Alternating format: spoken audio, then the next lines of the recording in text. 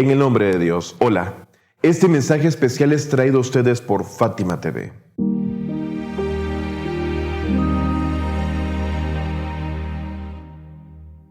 Damos continuidad a la serie Conociendo la Verdad, la cual es una clase en la que examinamos a profundidad la filosofía y las razones del levantamiento del Imam al-Hussein, la paz sea con él. En el video anterior hablábamos de cómo Muawiyah se encargó de correr toda un arsenal de propaganda y artimañas en contra de Dios, el Islam, el profeta Muhammad y su descendencia.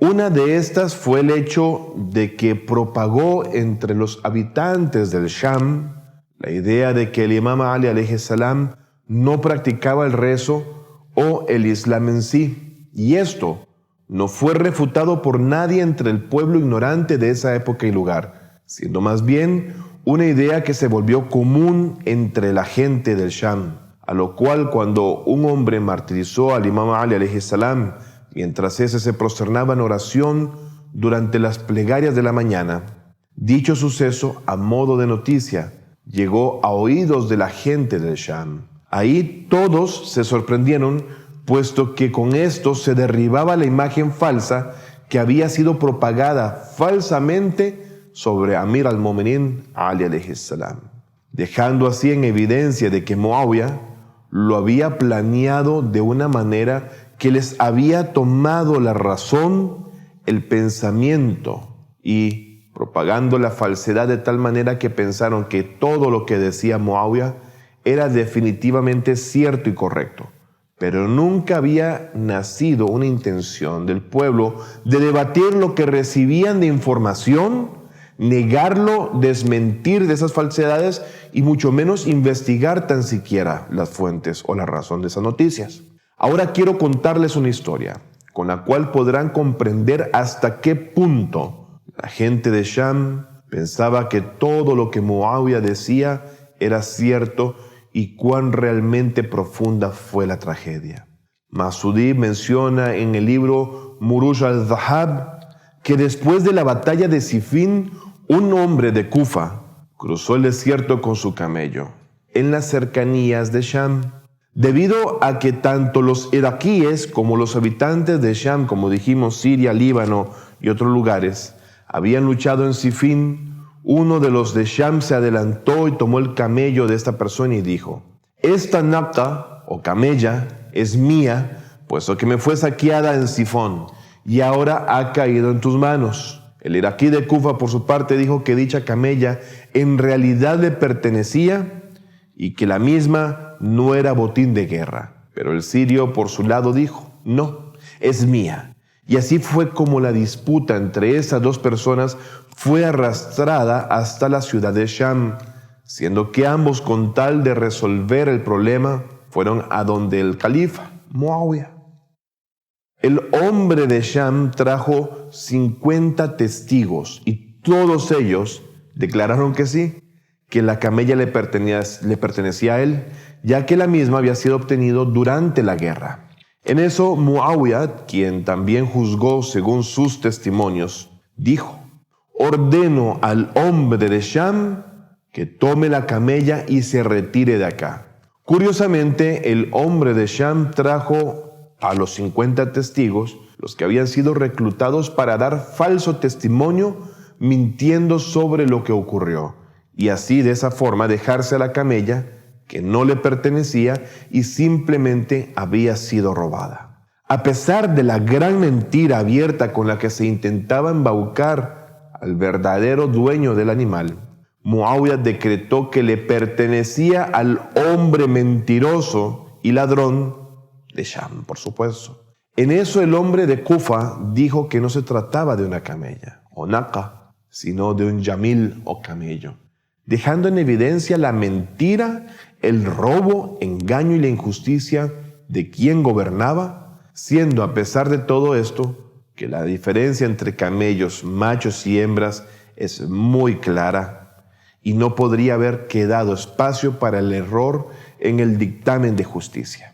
Sin embargo, a pesar de todo esto, Muawiyah dijo: he dado el veredicto y no hay más protestas. Así de tajante. Cuando todos se fueron, Muawiyah, que sabía que el hombre de Kufa tenía la razón, le dijo: adelante, dime cuánto valía tu camello.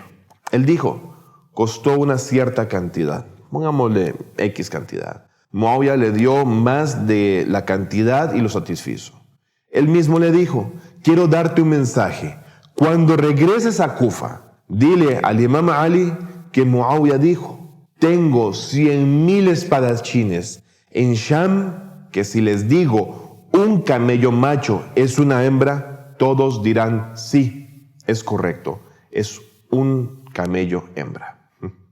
Con esto podemos observar cómo evidentemente la gente del Sham, bajo el gobierno de Muawiyah, estaba totalmente cegada y embelesada, no solamente por la propaganda generada por el poder en cuestión, sino por su propia ignorancia.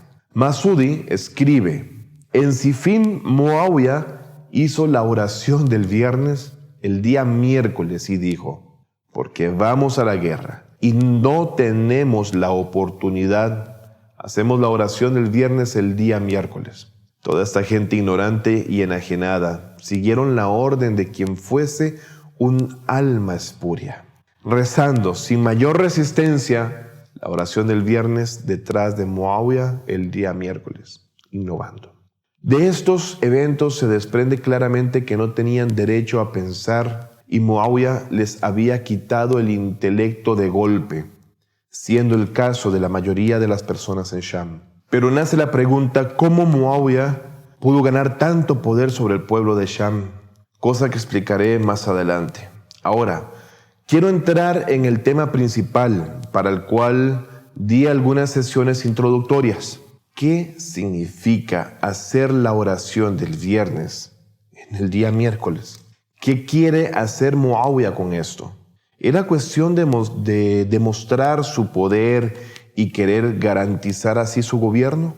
No, ninguna de las anteriores fueron razones para que ese tipo de accionar en absoluto se diese. Muawiyah simplemente quería cambiar el rumbo del Islam y destruirlo por completo mediante artimañas y acciones que debilitarían la fe de las personas, su capacidad de pensar y sobre todo de oponerse a aquello que les había sido arrebatado y más aún ni tan siquiera habían conocido por completo ni de forma correcta.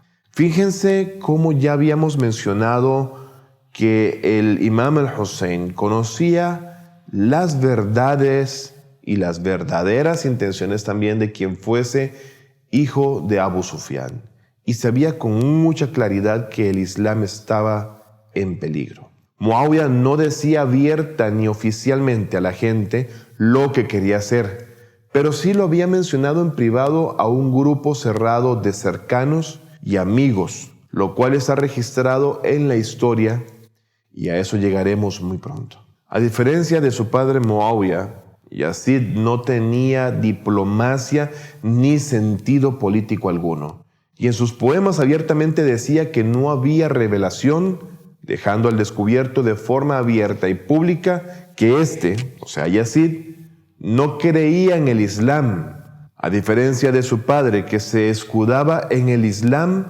tan solo con el propósito de manipular a las masas y poco a poco destruir los cimientos de su creencia. Y eso era claro para el imam al-Hussein, quien lo venía denunciando desde hacía ya mucho tiempo atrás.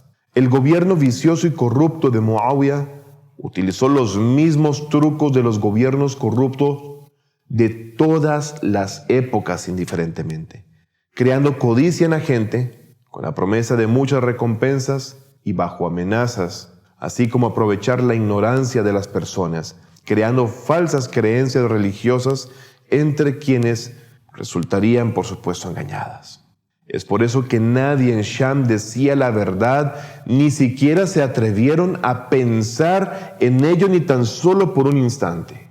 La única persona que pudo derrocar al gobierno corrupto de Muawiyah fue el imam Ali y sus hijos, quienes incansablemente luchaban contra un sistema que pretendía acabar con la revelación y la santidad del mensaje de Dios a su mensajero Muhammad.